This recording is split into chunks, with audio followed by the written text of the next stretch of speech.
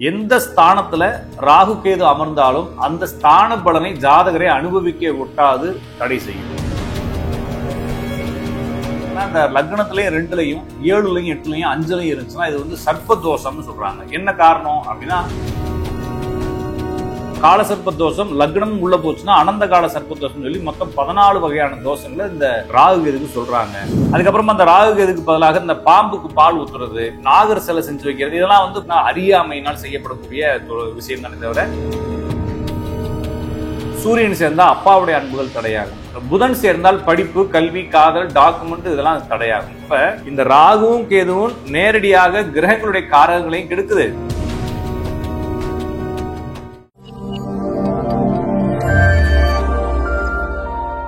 ஃபுல்லான் பக்தி நேயர்கள் அனைவருக்கும் அன்பு வணக்கங்கள். நான் உங்கள் ஜோதிடன் ராஜநாடி காப்பா. மீண்டும் இந்த காணொலி வாயிலாக உங்களை சந்திப்பதில் மிகுந்த மகிழ்ச்சி. நாம் ஜோதிடம் மற்றும் ஆன்மீகம் சார்ந்த பல தகவல்களை நேயர்களுடைய கேள்வியும் சரி, பொதுவான தலைப்புகள் அடிப்படையிலும் பேசிட்டு வரோம். இன்று நாம் பார்க்கக்கூடிய தலைப்பு, இந்த ராகு கேது அப்படிங்கிறது ஜாதகத்துல எங்க இருக்கக்கூடாது அல்லது எங்க இருக்கலாம், இந்த ராகு கேது அப்படிங்கிறது என்ன, அது சம்பந்தமாக இந்த ஜோதிடம் என்ன சொல்கிறது, இந்த மாதிரி விஷயங்களை சுருக்கமாக நம்ம பார்க்கலாம். ராகு கேது என்பது சர்ப்பம், பாம்பு அப்படின்னு சொல்றாங்க. இது உண்மையிலேயே பாம்புனா அங்க எங்க இருக்குது இந்த பாம்பு, அதுக்கு இறையெல்லாம் எப்படி கிடைக்குது, உண்மையிலேயே பாம்பா அப்படின்ற கேள்விகள் நிறைய மக்களுக்கு இருக்கு. அதுக்கு விளக்கங்கள் சொல்வதற்கு ஜோசியர்களும் தயாரா இல்லை. ஏன்னா அதை வச்சு சில வருமானங்கள் பார்க்கறதுனால அதை யாரும் பெருசா பொருட்படுத்துறது இல்லை.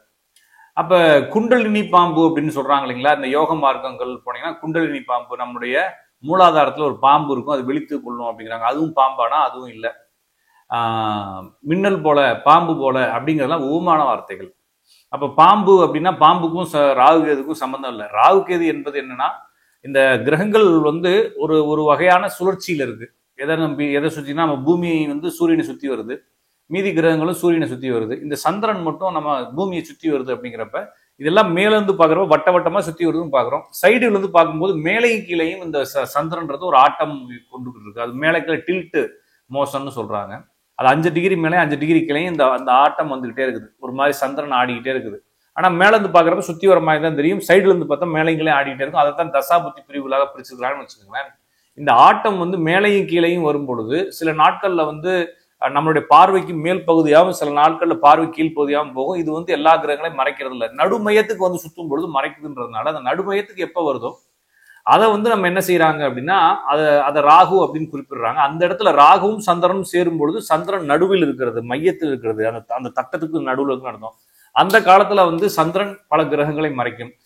ராகு கேதுல இருந்து எவ்வளவு தூரம் ஒரு 4-5 கட்டங்கள் விலகி சந்திரன் போயிடுச்சுன்னா அது மேலேயோ கீழேயோ போயிடுச்சு, அது எந்த கிரகத்தையும் மறைக்காதுன்னு அர்த்தம். அந்த சந்திரன் மறைக்கக்கூடிய நிலையை குறிப்பிடுவது ராகுவும் கேதுவும். எனவே இந்த ராகு கேது இருக்கும்போது சந்திரனை மறைக்கிறது. சந்திரனை மறைக்கிறதுனால என்ன ஆக போகுதுன்னா, சந்திரன் வந்து மிக முக்கியமான கோளாக ஜோசியத்துல கையாளப்படுகிறது என்ற அடிப்படையில. ஏன்னா ஜாதகருடைய மனம் அதுதான், அவருடைய சிந்தனை அதுதான்றதுனால இந்த சந்திரன் மறைக்கப்படுவதால், அது மட்டும் இல்லாம சந்திரன் நமக்கு மிக அருகாமையில் உள்ள கோள் என்பதால் அது எல்லா கிரகங்களையும் மறைச்சிருன்றதுனால வேற கிரகங்களுடைய சம்திங் விஷயங்கள் நம்மளுக்கு வந்து சேராதுன்றதுனால அது முக்கியமான ஒண்ணா கொண்டிருக்காங்க. இதை வந்து என்ன மாதிரி ஜோசியத்துல பயன்படுத்துறாங்கன்னா, பொதுவாக ஸ்தான பலம்னு சொல்லப்படக்கூடிய லக்னம், 2ஆம் இடம், 3ஆம் இடம், 4ஆம் இடம்னு சொல்லப்படக்கூடிய எந்த ஸ்தானத்துல ராகு கேது அமர்ந்தாலும் அந்த ஸ்தான பலனை ஜாதகரை அனுபவிக்க ஒட்டாது தடை செய்யும். அவ்வளவுதான். அப்ப அதனாலதான் ஜோசிகாரங்க என்ன செய்யறாங்கன்னா, இந்த லக்னத்திலையும் 2லயும் 7லயும் 8லயும் 5லயும் இருந்துச்சுன்னா இது வந்து சர்ப்ப தோஷம்னு சொல்றாங்க. என்ன காரணம் அப்படின்னா, ஜாதருடைய குணம், ஜாதருடைய குடும்பம், ஜாதருடைய மனைவி கணவனுடைய குடும்பம், அவங்களுடைய குணம், இது மாதிரி விஷயங்கள் டிஸ்டர்ப் ஆகுது, சந்ததி விருத்தி டிஸ்டர்ப் ஆகுதுன்றதுனால இத சர்ப்ப தோஷம்னு சொல்றாங்க. அதுக்கப்புறம் ராகு கேதுகளுக்குள்ள எல்லா கிரகங்களும் மாட்டிக்கும் போது கால சர்ப்ப தோஷம்னு சொல்றாங்க. இதுல கார்கோடக தோஷம், வாசுகி தோஷம்னு சொல்லிட்டு ஒவ்வொரு வீடுகள்லையும் அந்த ராகு கேது இருக்கும்போது ஒவ்வொன்றுக்கும் ஒவ்வொரு பேர், மொத்தம் 12 தோஷங்களை சொல்றாங்க. அதுக்கப்புறமா கால சர்ப்ப தோஷம் லக்னம் உள்ள போச்சுன்னா அனந்த கால சர்ப்ப தோஷம் சொல்லி மொத்தம் 14 வகையான தோஷங்களை இந்த ராகு கேதுக்கு சொல்றாங்க.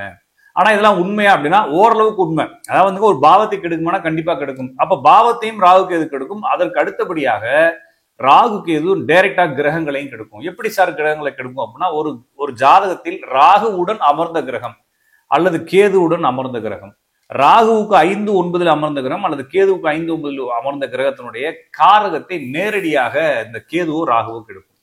உதாரணத்துக்கு ஒரு ஆண் ஜாதகத்தை எடுத்து பாருங்க. அதுல சுக்கிரன் உள்ள ராசிக்கு 1, 5, 9 அல்லது ராகு கேது இருக்கக்கூடிய ராசிக்கு 1-5-9 சுக்கிரனோ, சுக்கிரன் இருக்கக்கூடிய ராசியிலிருந்து 1-5-9 ராகு கேது ரெண்டும் ஒண்ணுதான். இதுல இருந்து அதுல இருந்து இது ரிவர்ஸ்ல இருந்தாலும் சரி, ஃபார்வர்ட்ல இருந்தாலும் சரி 1-9-5 ராசிகள் சமமாகத்தான் இருக்கும். அப்ப ராகுவோடோ கேதுவோடோ 1-5-7 எந்த கிரகம் சேர்ந்தாலும், ஒரு ஜாதகத்துல சுக்கிரன் சேர்ந்திருக்குன்னா அவருடைய திருமண வாழ்க்கை தடையாகும். ஒரு பெண் ஜாதத்துல செவ்வாய் சேர்ந்திருந்தா அவருடைய திருமண வாழ்க்கை தடையாகும். ஒரு ஜாதத்துல குரு சேர்ந்திருந்தா அவருடைய கௌரவம் பாதிக்கப்படும், குழந்தை பிறப்பு தடையாகும். சூரியன் சேர்ந்தா அப்பாவுடைய அன்புகள் தடையாகும். சந்திரன் சேர்ந்தா தாயினுடைய நிலையும் மனோநிலையும் பாதிக்கப்படும். புதன் சேர்ந்தால் படிப்பு, கல்வி, காதல், டாக்குமெண்ட் இதெல்லாம் தடையாகும். செவ்வாய் சேர்ந்தால் உடல் நலம் கோளாறுகள் வரும். புதன் சேர்ந்தால் சொல்லியாச்சு. சுக்கிரன் சேர்ந்தால் பண விஷயத்திலையும் திருமண விஷயத்திலையும் தாமதமாகும். சனி சேர்ந்தால் தொழில நிம்மதி இல்லாத சூழல்கள் ஏற்படும். அப்ப இந்த ராகுவும் கேதுவும் நேரடியாக கிரகங்களுடைய காரகங்களையும் கெடுக்குது. அடுத்தபடியாக ஜோதிடர்கள் சொல்லக்கூடிய பாரம்பரிய ஜோதிடர்கள் சொல்லப்படக்கூடிய ஸ்தான பலம் சொல்லப்படக்கூடிய வீடுகள், எத்தனாவது அதிபதி, அத்தனாவது அதிபதி, லக்னம் 7, 12, 2 இதெல்லாம் சொல்றாங்கல்ல, அந்த பாவங்களையும் இந்த ராகு கேது கெடுக்குது. ஆக மொத்தம் 2 பக்கமே போனோம்னா அந்த ராகு கேது அமர்ந்த பாவமும் ராகு கேதுவுடன் இணைவு பெற்ற கிரகங்களுடைய காரகங்களும் பாதிக்கப்படுகிறது. எனவே இந்த ராகு கேது எங்க இருக்கக்கூடாது அப்படின்னா, எங்க வேணாலும் இருக்கலாம், எங்க வேணாலும் இல்லாம போலாம். உங்க ஒவ்வொரு ஜாதகத்துக்கும் அது தனித்துவமானது. அப்ப ராகு கேது இருக்கக்கூடிய ராசிக்கு 1-5-9 எண்ணி பாருங்க. எந்த கிரகம் இல்லைன்ற அடிப்படையில இருந்துச்சுன்னா உங்க ஜாதகம் கிளியர். அப்படி எல்லா கிரகங்களும் அந்த ராகு கேதுக்குள்ள மாட்டிக்கிட்டு இருந்துச்சுன்னா கண்டிப்பாக உங்க ஜாதகத்துல ஏதோ ஒரு சிக்கல் அந்த எந்த கிரகம் மாட்டிக்கிட்டு இருக்கோ அந்த கிரகத்தின் வழியாக வரும். என்ன சார் வரும் அப்படின்னா, ஒரு ஜாதத்துல சுக்கிரனுடன் ராகுவோ அல்லது சுக்கிரனுடன் கேதுவோ இருக்கு, ஒரு பெண் ஜாதத்துல செவ்வாயுடன் ராகுவோ செவ்வாயுடன் கேதுவோ இருக்குன்றப்ப அவங்களுக்கு திருமணம் தாமதமாகும். ஆண்களுக்கு என்றால் 29-30 வயசுலதான் ஆகும். பெண்களுக்காக இருந்தால் ஒரு 27-28 வயசு அந்த ரேஞ்சுக்கு மேல பண்ணாங்கன்னா அவங்களோட ஃபேமிலி லைஃப் நல்லா இருக்கும். அதுக்கு முன்னால பண்ணிட்டாங்கன்னா கண்டிப்பாக ஏதாவது ஒரு வகையில திருமண வாழ்க்கையில சிக்கலை கொடுக்கும். அப்ப ஒரு ஜாதகம் திறக்கிறீங்க, ஒரு ஆண் ஜாதகம் செவ்வாயிலிருந்து 1-5-9 ராகு கேது இருக்குன்றப்ப கண்டிப்பாக அவர் பார்ட்னர்ஷிப் வழியாகவோ, கடன் வழியாகவோ, உடல் நலத்தின் வழியாகவோ அவர் பாதிக்கப்படுகிறார். அப்ப நீங்க சரியா புரிஞ்சுக்க வேண்டியது, உடல் நலம், கடன், ஏமாற்றம், துரோகங்கள் எல்லாமே இருக்குது அப்படின்னா அந்த ஜாதத்துல ஆட்டோமேட்டிக்காவே செவ்வாய் ராகு கேதுக்கு 1-5-9 உட்காந்துருக்குன்னு அர்த்தம். இது நான் பாசிட்டிவ் மட்டும் நெகட்டிவ் மட்டும் தான் செய்யுமா சார், பாசிட்டிவ் செய்யாதா அப்படின்னா கண்டிப்பா செய்யும். இப்ப சூரியனுக்கு 1-5-9 ராகுவோ அல்லது கேதுவோ இருந்தா அவருக்கு அரசு உத்தியோகம், சொந்த தொழில் கிடைக்கும். ஏன்னா அந்த கேதுவோ ராகுவோ சூரியனை தூண்டுவதால் அந்த வழியாக இவருக்கு தொழில் அமைய வேண்டும் என்று விதியை கொடுக்குது. ஆனால் அப்பாவுடைய அன்பை கெடுக்கும், அரசு வழியான பிரச்சனையை கொடுக்கும், அடிக்கடி கேஸ் வழக்குகள்ல மாட்டி விட்டுரும், இதெல்லாம் நடக்கும். அப்ப ராகு கேது எங்க அமரக்கூடாதுன்னா ஒரு கிரகத்திற்கு 1-5-9 அமரக்கூடாது. எந்த பாவத்தின் அடிப்படையில் பார்க்கும்போது பாவத்தில் அமரக்கூடாது. அப்படி எந்த பாவத்தில் அமர்ந்தாலும் அந்த பாவத்தினுடைய செயல்பாடுகள் தாமதமாகவும், எந்த கிரகத்துக்கு 1-5-9 அமர்ந்தாலும் அந்த கிரகத்தினுடைய காரகங்களுடைய செயல்பாடுகள் தாமதமாகவும் இருக்குன்ற விதியை தவிர வேற எந்த விதியும் இல்லை. இதுல இந்த ராகு கேதுக்கு தோஷத்துக்கு நிவர்த்தி பண்றது, இந்த ஜாதத்துல ராகு கேது இருந்தா இவருக்கு வரக்கூடிய ஜாதத்திலே ராகு கேது இருக்கணும்னு நினைக்கிறது. அதுக்கப்புறமா அந்த ராகு கேதுக்கு பதிலாக இந்த பாம்புக்கு பால் ஊத்துறது, நாகர் சிலை செஞ்சு வைக்கிறது, இதெல்லாம் ஒரு என்ன சொல்றது அப்படின்னா அறியாமையினால் செய்யப்படக்கூடிய விஷயம் தானே தவிர, அப்ப உதாரணமாக சொல்றது வாமா மின்னல் அப்படின்னு ஒரு படத்துல ஒருத்தர் சொல்றாரு, அந்த அம்மா மின்னல் இல்ல, மின்னலை போல இருக்கிறாங்க அப்படின்ற மாதிரி இருக்கிறப்ப அப்ப வாமா பாம்பு சர்ப்பதோஷம் அப்படின்னோடனே அதெல்லாம் சர்ப்பங்களாகவோ பாம்புகளாகவோ, ராகு கேது என்பது பாம்பாகவோ இல்லை.